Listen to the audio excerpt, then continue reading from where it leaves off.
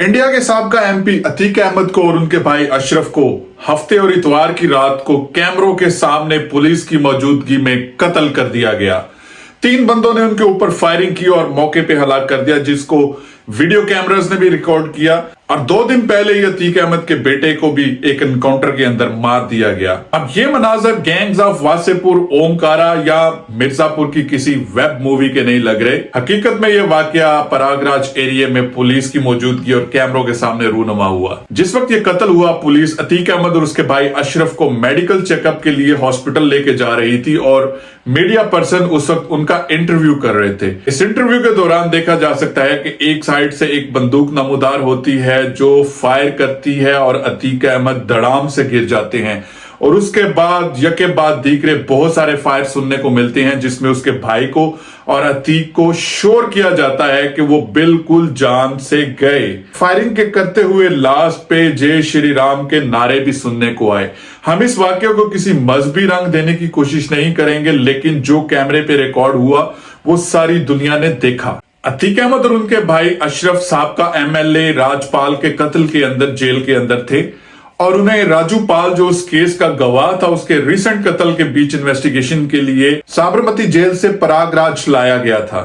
इससे 2 दिन पहले ही अतीक अहमद के बेटे असद अहमद को और उसके साथ एक और नौजवान को इनकाउंटर में मार दिया गया। गुज़िश्ता माह सुप्रीम कोर्ट ने उनकी इस दरखास्त को सुनने से इनकार कर दिया था, जिसमें अतीक अहमद ने इल्जाम लगाया था कि पुलिस इनकी जान के दर पे है। उत्तर प्रदेश में हिंदू कौम परस्त जमात बीजेपी का रोल है और अपोजिशन की जमातें इन हलाकतों को सिक्योरिटी की कमी करार देते हुए हुकूमत को तनकीद का निशाना बना रही हैं। ये बात भी समझने की जरूरत है कि पिछले 6 सालों के बीच में रियासत उत्तर प्रदेश के अंदर 180 इल्जामात के अंदर मुख्तलिफ लोगों को पुलिस ने इनकाउंटर का निशाना बनाया। सोशल मीडिया पे यह भी तनकीद की जा रही है कि यहाँ पे एक खौफ का माहौल कायम कर दिया गया है और यहाँ पे एक जंगल राज नाफिज कर दिया गया है। अतीक अहमद के पास्ट के बारे में अगर बात करना शुरू करें तो इसके ऊपर एक पूरी वेब सीरीज बन सकती है, जिसका हमारे पास टाइम नहीं है। इस वजह से हम बगैर पास्ट में जाए हुए इस सारे वाकयात को डायसेक्ट करने की कोशिश करते हैं कि एक्चुअली इन हलाकतों के पीछे क्या पॉसिबिलिटीज और क्या मोटिव्स हो सकते हैं।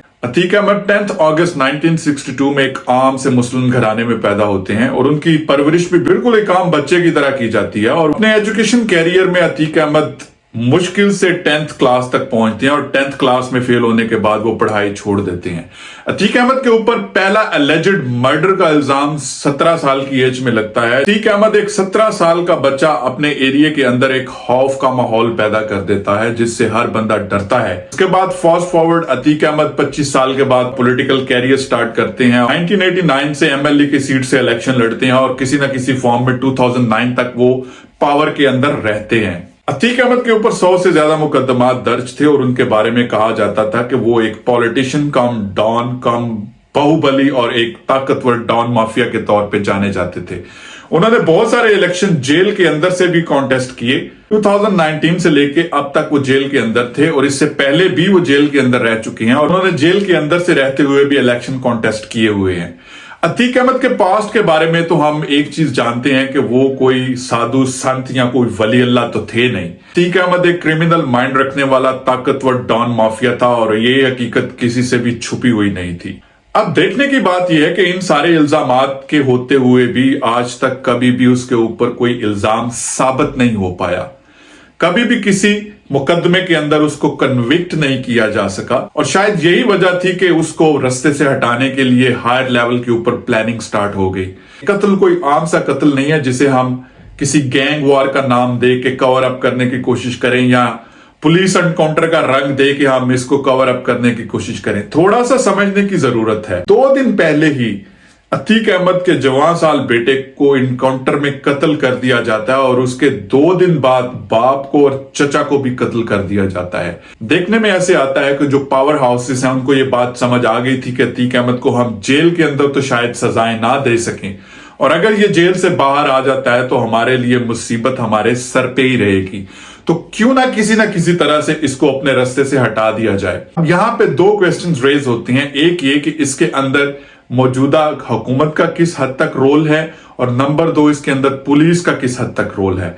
अब हम आपको एक फुटेज दिखाते हैं और उस फुटेज को देखने के बाद हम चीजों को समझने की कोशिश करते हैं। जो एमपी एमएलए कोर्ट है प्रयागराज की, उसने अतीक अहमद और 3 अन्य को उमेश पाल की किडनैपिंग वाले मामले में, जो 2007 का किडनैपिंग का मामला था, उसके अंदर दोषी पाया। आपने ये फुटेज देखी, इसमें आपने देखा कि अतीक अहमद को जब पेशी के लिए अदालत लेके जाया जा रहा है तो उसके इर्द गिर्द कम से कम 100 से 200 पुलिस वाले उसको हिसार में लेके, उसको प्रोटेक्शन में लेके चल रहे हैं। अब सवाल ये पैदा होता है कि अगर अतीक अहमद को प्रयागराज लेके ही आना था तो उसको इतनी रात के टाइम पे मेडिकल चेकअप के लिए हॉस्पिटल क्यों ले जाया गया। नंबर 2, अगर उसको ले जाया भी गया तो इतनी कम पुलिस सिक्योरिटी के अंदर उसको क्यों ले जाया गया। आपने देखा कि पहली फुटेज में उसको 100 से 200 बंदा प्रोटेक्ट कर रहा है और जिस रात उसका कत्ल हुआ उसके इर्द गिर्द 5 से 10 पुलिस वाले भी मौजूद नहीं थे। अब सवाल यह पैदा होता है कि एक जगह पे आप उसको 100 के हिसाब से पुलिस की प्रोटेक्शन दे रहे हो और दूसरी जगह पे जहां पे उसका कत्ल होता है वहां पे आप उसकी सारी प्रोटेक्शन हटा लेते हो। हम अतीक अहमद जैसे गैंगस्टर को यहां पे डिफेंड करने की बिल्कुल कोशिश नहीं कर रहे, लेकिन जो उसके बेसिक ह्यूमन राइट्स हैं उसके ऊपर बात करना हमारी रिस्पॉन्सिबिलिटी बनती है। हम ये समझते हैं कि इंडिया की अदालतें आजाद हैं और वो अतीक अहमद केस के अंदर बड़ी समझदारी के साथ एक आजाद और मुंसिफाना फैसला करती, लेकिन जैसे मैं पहले कह चुका हूं कि पावर हाउसेस को यह बात समझ आ चुकी थी कि अदालतों से अतीक अहमद को कभी भी मुजरिम ठहराया नहीं जा सकेगा, तो उसको अदालतों के बाहर ही लॉ एंड ऑर्डर को ब्रेक करते हुए किसी तरह से कत्ल करवा दिया गया। अब अगर हम कत्ल की वीडियो देखें जो डिफरेंट सोशल मीडिया के ऊपर भी चल रही हैं, तो वहां पे भी 2 चीजें बड़ी अनहोनी हुई जिसको देख के शक व शुबहात और भी बढ़ जाते हैं। नंबर 1, इस टाइम के ऊपर उनको मेडिकल चेकअप के ऊपर लेके जाने की क्या इतनी ज्यादा अशद जरूरत थी कि रात के अंधेरे के अंदर आप उसको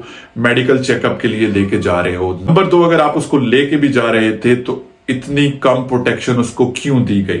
मैं ये कभी नहीं कहूंगा कि क्रिमिनल्स को प्रोटेक्शन देनी चाहिए, लेकिन क्रिमिनल अलेजिडली क्रिमिनल है, आप उसको क्रिमिनल साबित कर नहीं पाए। आप अगर उसको चंद दिन पहले कोर्ट में लेके जाते हो और वहां पे उसको 200 पुलिस वालों की सिक्योरिटी प्रोवाइड करते हो, लेकिन दूसरी जगह पे आप उसकी सिक्योरिटी खींच लेते हो और वहीं पे उसका कत्ल हो जाता है उसके भाई के साथ, तो फिर बहुत सारे सवाल उठते हैं। देखने में तो ऐसे लग रहा है जैसे उसके खानदान को खत्म करने की पूरी प्लानिंग की गई है। अतीक अहमद के टोटल 5 बच्चे थे, जिनमें से 1 का कत्ल कर दिया गया, 2 बच्चे छोटे हैं और 2 बच्चों को डिफरेंट मुकदमात के अंदर ऑलरेडी जेल के अंदर डाला हुआ है। दूसरा पॉइंट यहाँ पे ये रेज होता है कि जब पुलिस वालों की मौजूदगी के अंदर अतीक अहमद और उसके भाई के ऊपर कातलाना हमला होता है तो कोई भी पुलिस वाला उनके इर्द गिर्द नहीं रहता, बल्कि भाग जाते हैं। भागने के अलावा कोई भी पुलिस वाला उन शूटर के ऊपर क्रॉस फायरिंग नहीं करता। यह बड़ी हैरत अंगेज किस्म की बात है, क्योंकि नॉर्मली इस तरह के हाई फाई केस के अंदर, हाई प्रोफाइल केस के अंदर एक तो सिक्योरिटी बहुत ज्यादा दी जाती है और अगर कहीं पे सिक्योरिटी लैप हो भी गया तो पुलिस की ये रिस्पॉन्सिबिलिटी थी कि वहां पे वो उसको प्रोटेक्ट करने की कोशिश करते, एटलीस्ट जो शूटर थे उनको क्रॉस फायरिंग के अंदर लेते। मैं ये नहीं कहता कि शूटर को मार दिया जाता, लेकिन still there was a chance, अगर वो रिएक्ट करते तो शायद दोनों में से किसी एक की जान बचाने में कामयाब हो जाते। लेकिन दिखने में ऐसे लग रहा है जैसे ये कत्ल एक पूरा प्री प्लान किया गया था और सबको पता था कि कहां पे किस टाइम पे शूटर फायर करेंगे, और शूटरों का टारगेट जो था वो 2 ही बंदे थे। उसके अलावा पुलिस ने भी शूटर्स पे कोई फायर नहीं किया और शूटर्स ने भी पुलिस पे कोई फायर नहीं किया। एक गोली एक पत्रकार को और एक पुलिस वाले को लग जाती है, लेकिन वो भी हादसाती तौर के ऊपर। अब सवाल यह पैदा होता है कि क्या इंडिया के अंदर इस तरह के मारवाए अदालत कत्ल को आसानी के साथ डाइजेस्ट कर लिया जाएगा या इसके खिलाफ कहीं ना कहीं किसी ना किसी लेवल के ऊपर आवाज उठाई जाएगी। हम ये समझते हैं कि किसी भी मुलजिम को उस वक्त तक सजा नहीं दी जा सकती जब तक उसको आप मुजरम डिक्लेयर ना कर रहे।